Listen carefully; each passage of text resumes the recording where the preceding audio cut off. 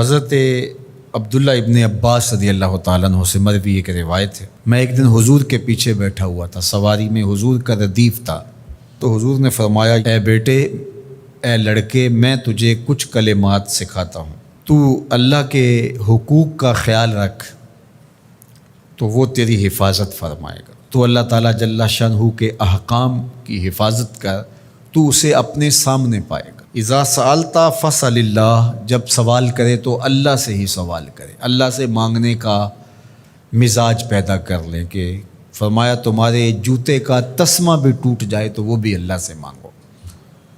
ضرور بازار میں جاؤ دکاندار سے، لیکن حقیقی طلب اللہ سے ہونی چاہیے۔ بات بات پہ اللہ سے سوال کرو، بڑی سے بڑی چیز بھی اس سے مانگو، چھوٹی سے چھوٹی چیز بھی اسی سے طلب کرو۔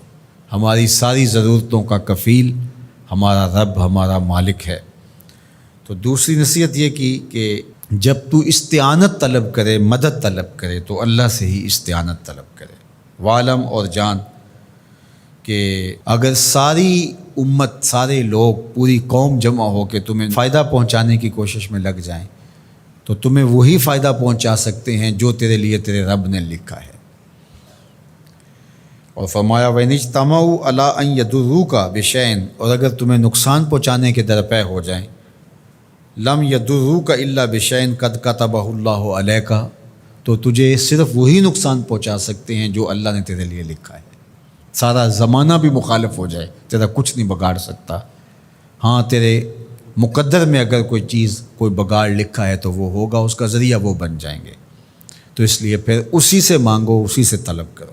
رفعت الاقلام وجفت الصحف، جو لکھنا تھا اللہ نے لکھ دیا، لکھنے کے بعد قلم اٹھا لیا گیا اور جن صحیفوں پہ لکھا تھا وہ خشک ہو گئے، اب کتابیں بند ہیں، تو اس لیے اس نے تیرے لیے جو لکھا ہے وہ ہو کے رہے گا، تو خام خواہ لوگوں سے ڈرنے کی ضرورت نہیں ہے، اور تیرا فائدہ، تیرا نقصان اسی کے دستے قدرت میں ہے، تو اسی سے طلب کر، اسی سے مانگ۔